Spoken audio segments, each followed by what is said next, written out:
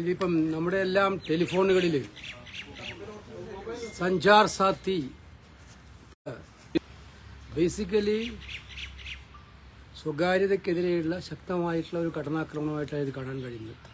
ഇന്ത്യയിൽ ഉപയോഗിക്കപ്പെടുന്ന എല്ലാ മൊബൈലുകൾക്കും സഞ്ചാർ സാത്തി ഉപയോഗിച്ചുകൊണ്ട് എല്ലാ ടെലിഫോണുകളിലും സർവൈലൻസ് നടപ്പിലാക്കാൻ കഴിയുന്ന ഒരു സിസ്റ്റത്തിലേക്കാണ് അതിലൂടെ പോകുന്നത്. ഇപ്പോൾ പുറമേ കാണിക്കുന്നത് ജനങ്ങൾക്ക് ഉപകാരപ്രദമാകുന്ന ഒരുപാട് കാര്യമാണ്, അവരുടെ സെക്യൂരിറ്റിയുടെ പ്രശ്നമാണ്, അതുപോലെ ഫോണിൻ്റെ ഗുണമേന്മ ഉറപ്പുവരുത്തുന്നതിനൊക്കെയാണ് എന്നൊക്കെ പറഞ്ഞിട്ടാണ് ഇത് തുടങ്ങുന്നതെങ്കിലും ഇതിൻ്റെ ആത്യന്തിക ഫലം എന്ന് പറയുന്നത് ബിഗ് ബ്രദർക്ക് നമ്മുടെ നാട്ടിലെ ജനങ്ങളുടെ എല്ലാം ടെലിഫോണുകൾ കേൾക്കാനും കാണാനുള്ളൊരു അവസരം ഉണ്ടാക്കാനുള്ളതാണ്. ഇത് സുപ്രീം കോടതി തന്നെ നിഷ്കർഷിച്ച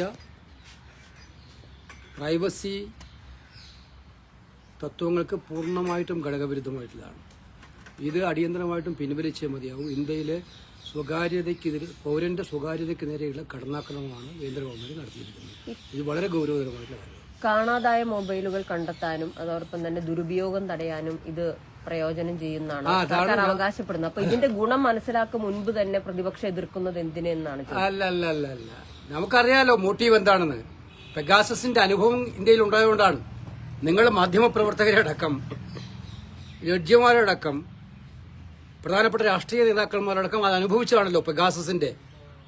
ആ അനുഭവം ഉള്ളതുകൊണ്ടാണ് ഇത്തരമൊരു നീക്കത്തിനെ ഞങ്ങൾ ശക്തമായിട്ട് എതിർക്കുന്നത്. കാരണം ഇത് വളരെ വ്യക്തമാണ്.